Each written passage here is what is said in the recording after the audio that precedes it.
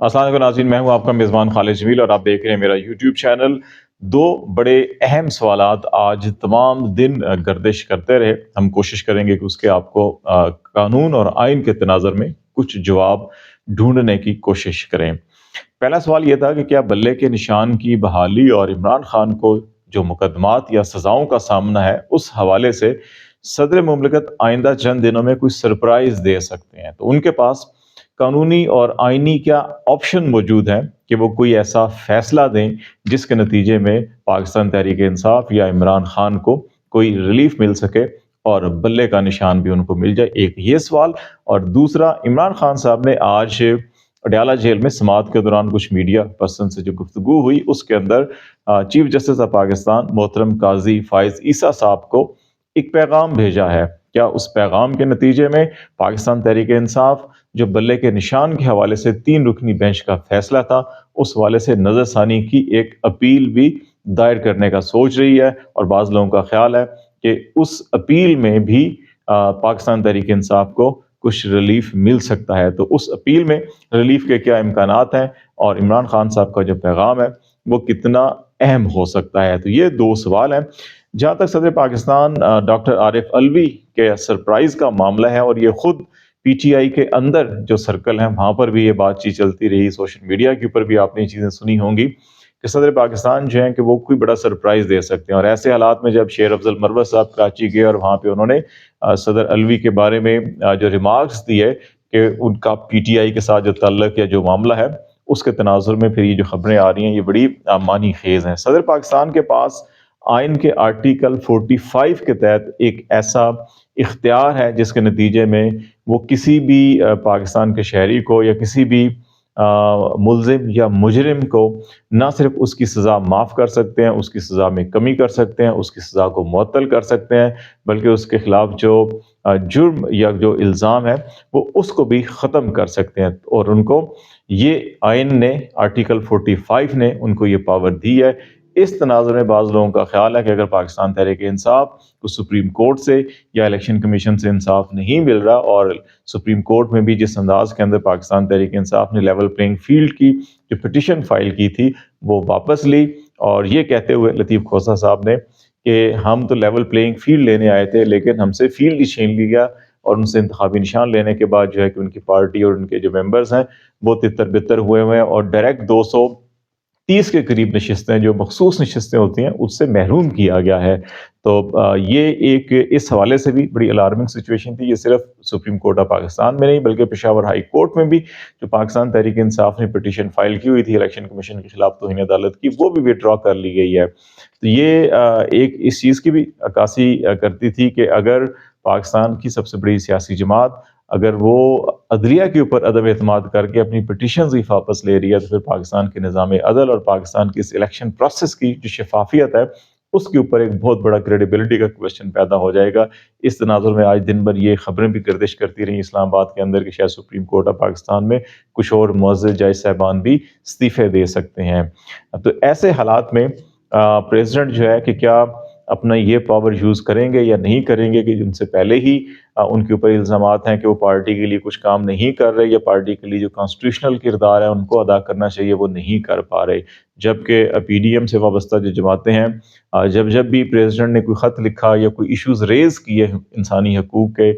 या constitutional issues, तो उस पे बड़े आड़े हाथों लिया गया पीडीएम की हुकूमत की तरफ से भी और केयर टेकर गवर्नमेंट की तरफ से भी, और कहा गया कि शायद वो ऐवान सदर में पाकिस्तान तहरीक इंसाफ के जो है कि एक कारकुन की हैसियत से बैठे हैं और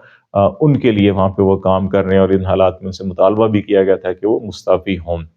ये सारे हालात सर्कमस्टांसेस हैं, इनमें क्या वो आर्टिकल 45 इस्तेमाल कर सकते हैं या नहीं कर सकते। मेरा ख्याल है कि अभी 2 ऑप्शन जो है तहरीक इंसाफ के सामने, एक तो रिव्यू पिटीशन का भी है और दूसरा ये प्रेसिडेंट का भी है, और ये दोनों ऑप्शन बैक वक्त इस्तेमाल किए जा सकते हैं। और प्रेसिडेंट को कॉन्स्टिट्यूशन ये पावर देता है, उसमें ये तमीज़ नहीं है कि वो अपने किसी सियासी जमात को या किसी मुखालिफ को या किसी और को ये रिलीफ दे सकते हैं या नहीं दे सकते। क्रॉस द बोर्ड वो किसी को भी ये रिलीफ दे सकते हैं, तो इसलिए उनके ऊपर कोई एतराज़ नहीं किया जा सकेगा। दूसरा मामला जो है कि इमरान खान साहब ने जो आज अडयाला जेल के अंदर चीफ जस्टिस ऑफ पाकिस्तान काजी फाइज ईसा साहब के बारे में جو سوال ہوا اور جو یہ فیصلے ہوئے بلے کے نشان کے حوالے سے، تو اس پہ انہوں نے کہا کہ چیف جسٹس قاضی فائز صاحب کو جو ہے کہ قرآن پاک کی 5ویں سورہ کی آیت 8 جو ہے وہ پڑھنی چاہیے۔ اب یہ اس کے اوپر بعض لوگوں نے وہ سورہ جو ہے کہ 5 کہا انہوں نے، بعض لوگوں نے قرآن پاک کے پارہ 5 کی آیت 8 نکالی، اور یہ بھی بات کی جا رہی تھی نہیں یہ تو ایگزسٹ نہیں کرتی جو انصاف کے حوالے سے ہے۔ لیکن عمران خان صاحب نے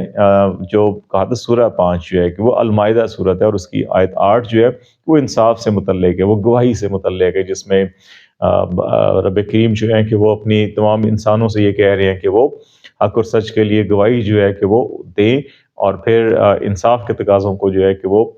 پورا کیا جائے، اور یہ نہیں ہونا چاہیے کہ کسی کی دشمنی یا کسی کی نفرت میں جو ہے کہ انصاف کے تقاضوں کو جو ہے وہ بھلا دیا جائے، کیونکہ اللہ تعالیٰ ہر عمل جو ہے وہ دیکھنے والا ہے۔ تو یہ اس کا مفہوم ہے آیت کا۔ تو یہ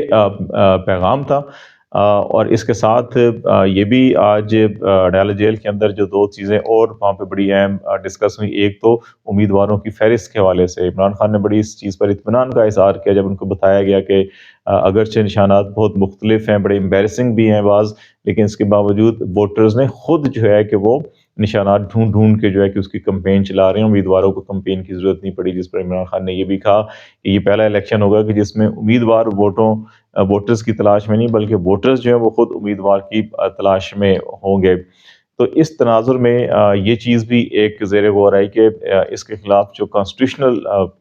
لیگل آپشنز ہیں وہ ضرور استعمال کیے جائیں، ریویو پٹیشن فائل کی جائے، اور اس میں خاص طور کے اوپر آرٹیکل 17 جو ہے آئین پاکستان کا، جس کے تناظر میں ابھی چند دن پہلے ہی سپریم کورٹ آف پاکستان نے چیف جسٹس آف پاکستان کی سربراہی میں جو بینچ تھا اس نے یہ فیصلہ دیا تھا کہ آرٹیکل 17 پاکستان کے ہر شہری کو ماں سوائے ان کو جو گورنمنٹ سروس کے اندر ہیں ان کو سیاسی جماعت بنانے، سیاسی جماعت کا رکن بننے یا سیاست میں حصہ لینے کی کھلم کھلا اجازت دیتا ہے۔ تو کیسے ہم اس آئین کا بنیادی جو حق ہے جس کی ضمانت آئین دے رہا ہے، کسی بھی شہری کو تاحیات نااہل قرار دے کر اس بنیادی انسانی حقوق سے جو ہے وہ محروم کر دیں جس کی ضمانت آئین پاکستان دے رہا ہے۔ تو اس کے تناظر کے اندر یہ اپیل یا نظر ثانی کی درخواست کی جائے گی کہ اگر 1، 2 یا 3 افراد کو اس آرٹیکل کے تحت تاحیات نااہل نہیں قرار دیا جا سکتا، تو پھر اسی بنیادی سیاسی حق کے تحت کس طرح سے 8 سے 10 لاکھ جو 8.5 لاکھ ممبر ہیں پی ٹی آئی کے، ان کو یہ حق سے محروم کیا جا رہا ہے کہ وہ اپنی پسند کی پارٹی کو ووٹ نہ دیں، یا ان کو جو ہے کہ وہ اس سیاسی عمل میں شرکت سے نکالا جا رہا ہے۔ تو اس بنیاد کے اوپر ریویو پٹیشن بھی کی جا سکتی ہے، اور بعض لوگوں کا خیال ہے کہ جو اس وقت سپریم کورٹ کے اندر بڑی بے چینی کی جو صورتحال ہے اس کے تناظر میں توقع کی جا سکتی ہے کہ کورٹ اپنے فیصلے پر ریویو کر لے۔ تو اب یہ دیکھنا ہوگا کہ کتنی کانسٹیٹیوشنل ایکسپرٹ، ایسا کوئی وکیل جو کانسٹیٹیوشنل ایکسپرٹ ہو، جو بڑے مدلل انداز کے اندر پورا کیس جو ہے کہ وہ پیش کرے، تو اس سلسلے میں بھی